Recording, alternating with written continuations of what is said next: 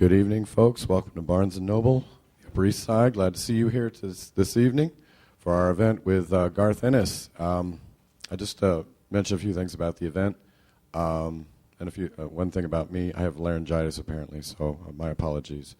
All right, to the event, the more important thing. We're taping for bn.com, so that's really the reason for the microphones. When we get to the Q&A portion, I'll be bringing the microphone around to you, so just indicate where you are, and I'll find you. Garth Ennis is an award-winning writer of such titles as Hellblazer, Hitman, Punisher, Preacher, Battlefields, and of course the Boys series. He won the Comic Buyer's Guide Award for Favorite Writer 4 years in a row and has been honored with the Eisner and Eagle Awards for his work on Punisher. The latest in the Boys series is number 8, Highland Laddie, copies of which he'll be signing tonight after the event. And additionally here to discuss the series with Garth is the editor of Dynamite, Joe Rybant. So please, how about a warm welcome for Joe Rybant, Garth Ennis.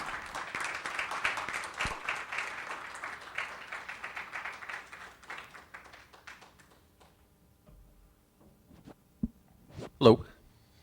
Hello. I'm Joe. He's Garth. Yep. Clearly. Thank you to everyone for coming out. This is going to be very informal. Got a few pieces of art that I was going to talk to Garth about from the last several story arcs of The Boys, as well as some of the work with Battlefields. And then we'll take your questions, because really this is more about anything you guys have to say than anything that I could blather on about. If you want to hit the first slide. Actually, go one more. This is from Volume 7, and there may be spoilers here, so if you haven't read Volume 7, I apologize. But one of the things, of course, Derek Robertson started the series with Garth, and Russ Braun is drawing the series now.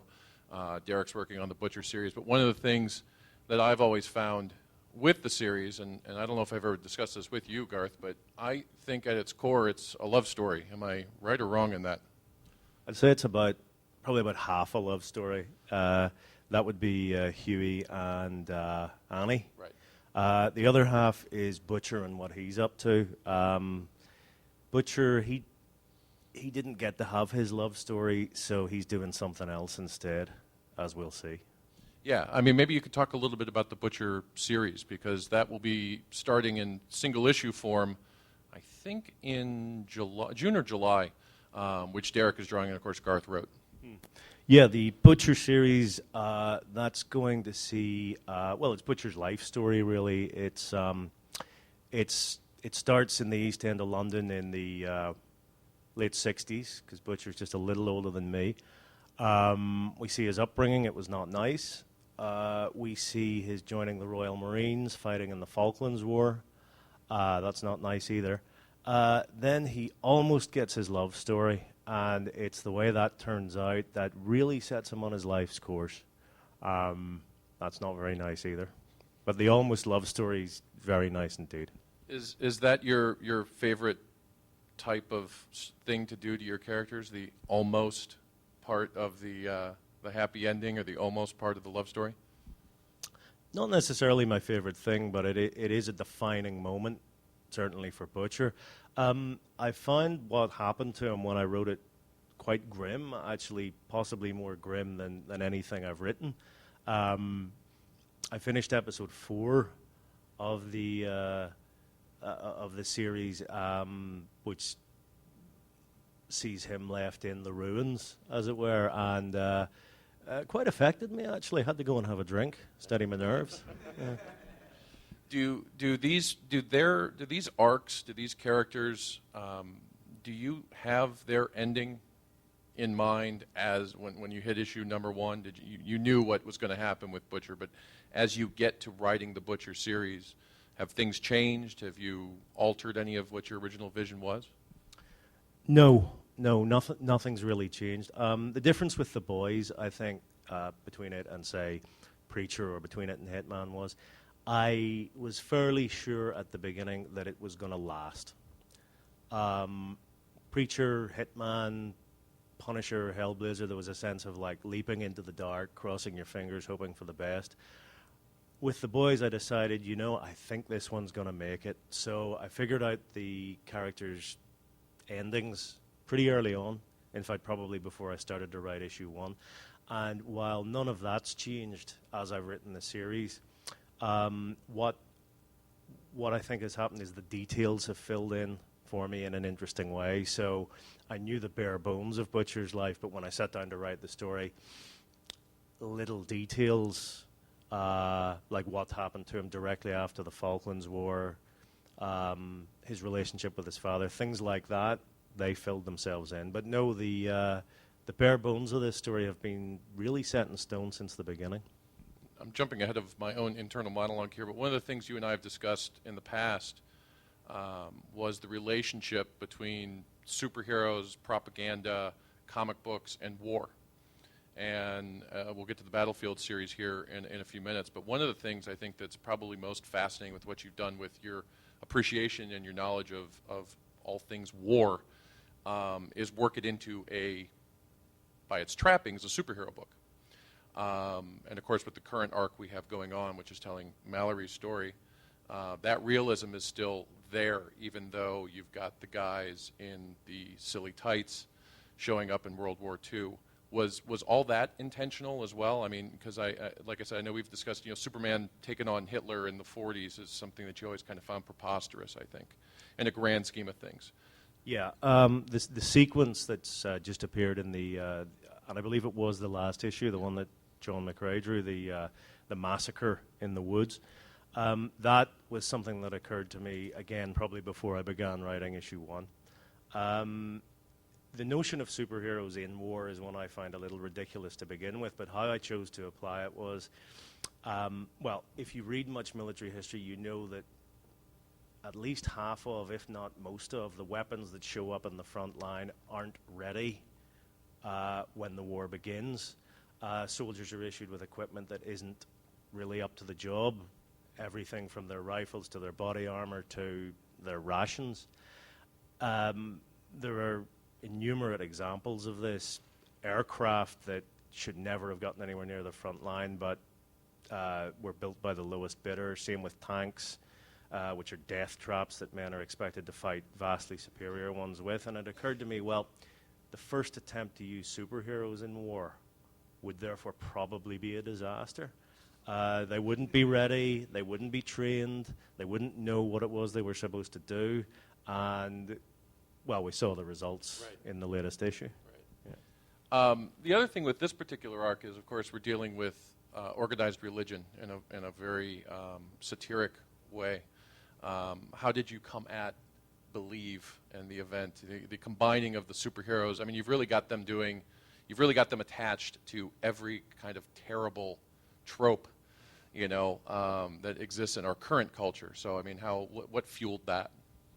Probably my ongoing distrust of religion. I must say that in that particular arc, that was one that did go off on a tangent.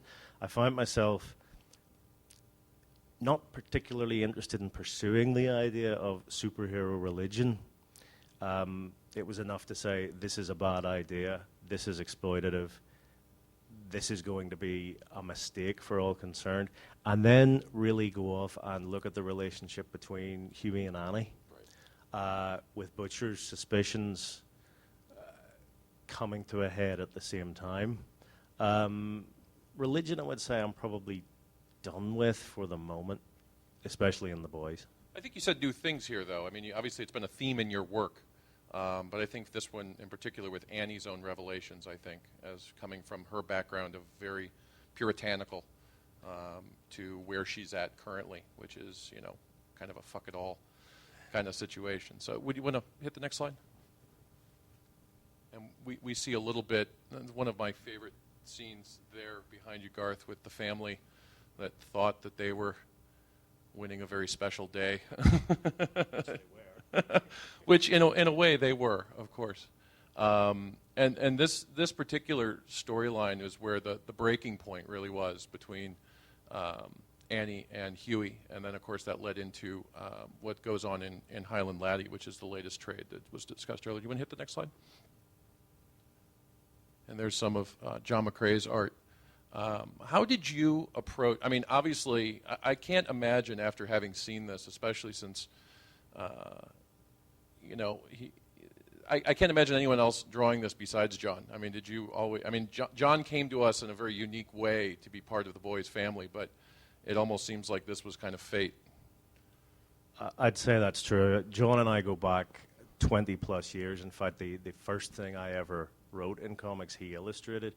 And this kind of strange melding of British comics, Scottish / Irish culture, weird black humor, family life is, well, it goes right back to what we were doing right back at the beginning of our careers. He was the obvious choice for Highland Laddie. It's interesting to see him, on the one hand, handle that, and on the other hand, handle the World War II material, which is a real jump. In the latest issues, he seems to handle it pretty effortlessly. Oh, he handles it fantastically. Do you want to skip a slide here next? Now, Highland Laddie, talk a little bit about that. Where did that come from? Where did Huey's story come from? With Huey's story, what I was pretty determined to do was not give him a secret origin. I didn't want any revelations in Huey's past, or if there were going to be any, they would be the kind that we all have. Stupid, mundane little things that form us or that we think form us. Obvious example is Huey's story in the last issue about the little dog that he thinks is formative, and Annie laughs off the table because compared to her own experience, it's so mundane, and it is mundane. I was determined that Huey would remain what he's always been, which is a nice little guy out of his depth. If he does have any prejudices or even bigotries, they're very small scale. They're like him. He really remains just a man out of his depth. And so when I set out to do Highland Laddie, I decided, right, no big crazy stuff, no one formative moment for Huey, because of course we saw that in issue 1. Right. There are no deep dark secrets for Huey. He's really the one that stands out in the boys, the one that doesn't belong there. And as you know, because you've read ahead, his attempts to make a dramatic reappearance in the regular book fall flat, because that's just not Huey. I've read ahead, but I haven't read to the end. So, and one of the nice things in Highland, several nice things in Highland Laddie. One is that for a miniseries, and normally miniseries in the comic book world kind of exist sometimes outside of the mainstream continuity of the book, but Highland Laddie is incredibly integral.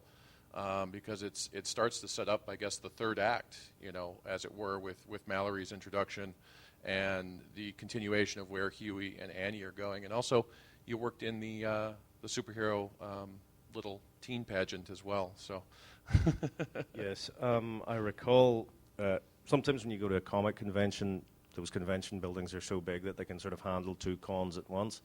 And there's been a couple of weird crossovers over the years, but I recall one about 10 years ago where there was the comic convention, and then there was the teen, actually no, not teen. Right. I don't know what they call them. I don't know what they call them either, but they shouldn't be allowed. Exactly. Whatever they're called, like tiny little girls gotten up in these awful dresses and makeup, and I'm thinking like, there's a psychiatrist bill for each and every one of you. Right. There's disaster waiting in your futures. Right. But that's where that came from. Again, how would Vought American choose their superheroes? Well, they'd turn it into an event. Yeah. They'd turn it into a pageant. They'd do that awful you can be involved too thing. Right. That reality TV thing that gives everyone the impression they can be something special. And of course, when you find out you can't, right, and it all goes to rat shit, right, then you've got nothing left. And going back to Huey for a second, he's not really the stand-in for the reader, but he kind of is. I mean, was that intentional as well? He is and he isn't. Obviously, he's the newcomer, and we see things through his eyes. But he does have a slightly strange side to him. Again, I wanted him to be run-of-the-mill, humdrum every day, but at the same time his own man.